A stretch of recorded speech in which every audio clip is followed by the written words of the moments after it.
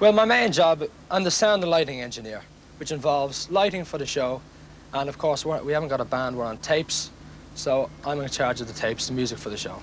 That's my main job. But of course, I'm one of the sons. I have to help my brother with the transport end. If he's away getting parts, I have to look after the animals. I do the winches for the tent. We're on electric winches, that's my job. On the build-up, we set the transport when we pull in. There's always something to be done.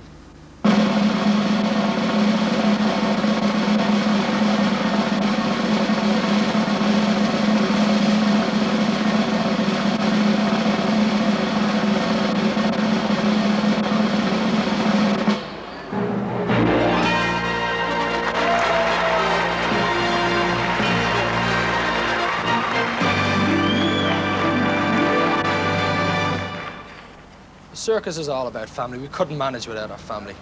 All the sons and my cousins were all involved.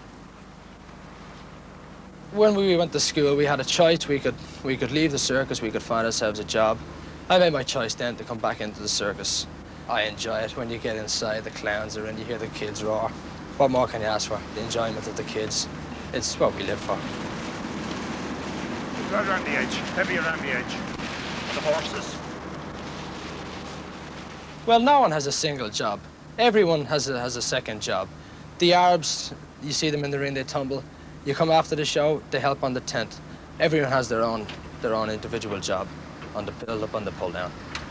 It's always been the same. Nothing changes. They know they have to work. It's harder than a 9-to-5 job. When they don't just finish in the ring and go back home and it's finished. They take off their costumes, the working clothes come on. They just have to come out and graft with everyone else. They accept that it's a way of life. It's the same for everyone.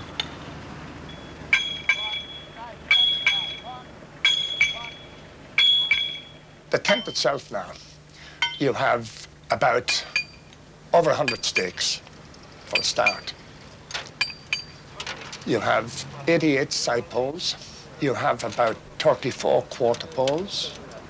And you have the main poles with the cross ridge, and they take a lot of rigging.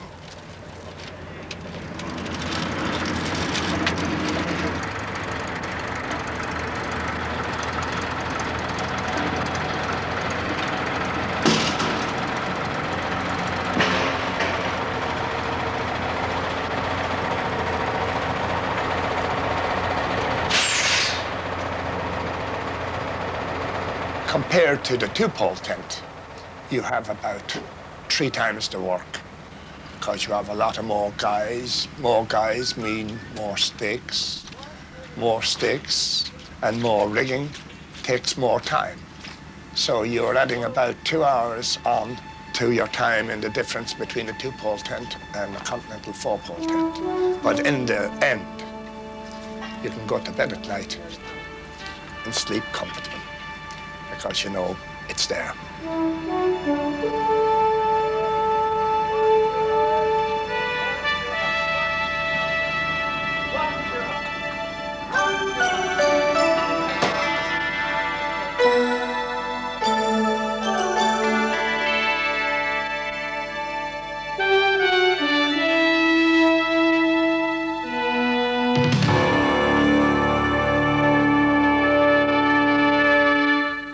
My granddad started 100 years ago entertaining in the village schools and the village halls. He was a very well-known character called Dr. Powell.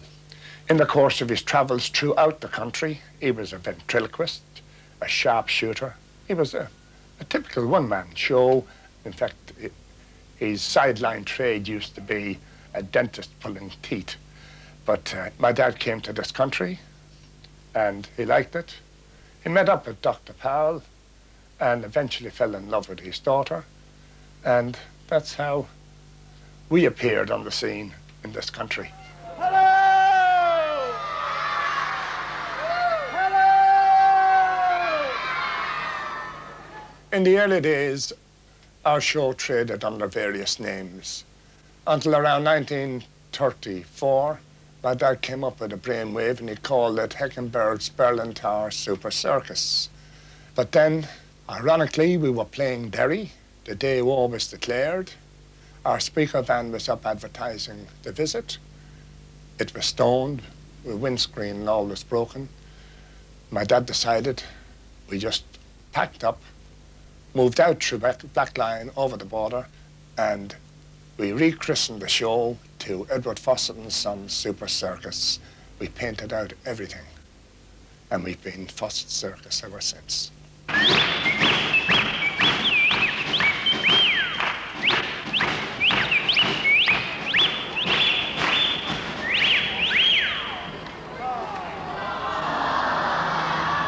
Should I get another one?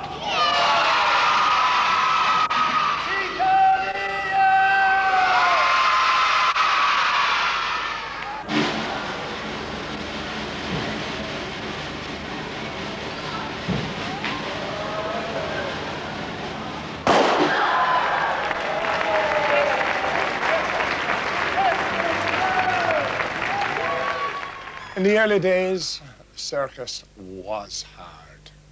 You didn't even know what sleep was half the time. You know, we were talking those times, you had about 120 horses. You done an average of about 3 miles if it was a fairly decent road.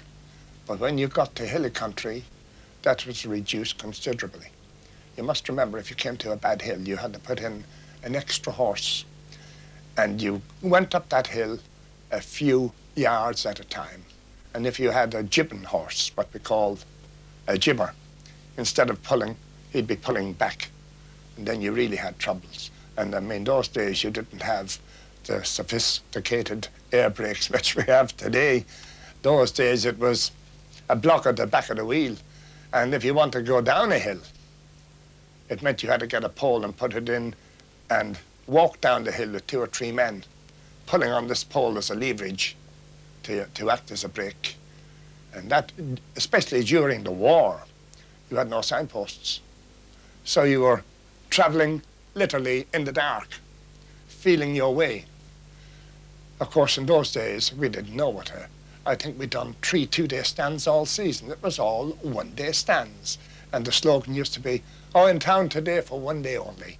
That was the well-known slogan in those days. I mean, today, it's a holiday compared to those days. You know, you have a bit of time. Are you all right there? How are you doing? You're only wasting it. I'm going to sit on it. Go and put it back in the fridge at once. Yes, sir. I've seen an awful lot of changes in this country down through the years. Unfortunately, we've lost an awful lot of the fair greens, the traditional circus sites, which were left mainly for circuses, carnivals, fairs, markets. They were left to the people. But the councils sold them off to the cattle marts, which means we have to go off and look for alternative sites. And one of our biggest problems today is there's been so much building within the last 20 years that parents are not going to sell children out to the edge of town on a busy main road.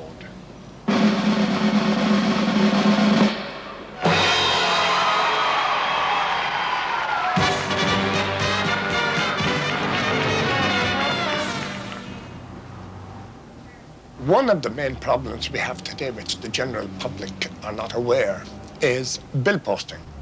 Since the introduction of the Litter Act, we are prohibited from fly posting, which means we cannot use any of the large big pictorials and large bills we used to use prior to that. And it's very bad because we don't get that sudden impact on the people. You know that the circus is coming.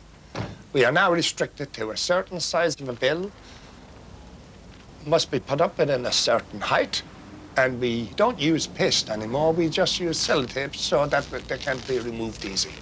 And we stand to be fined £800 per bill if the posters are not removed.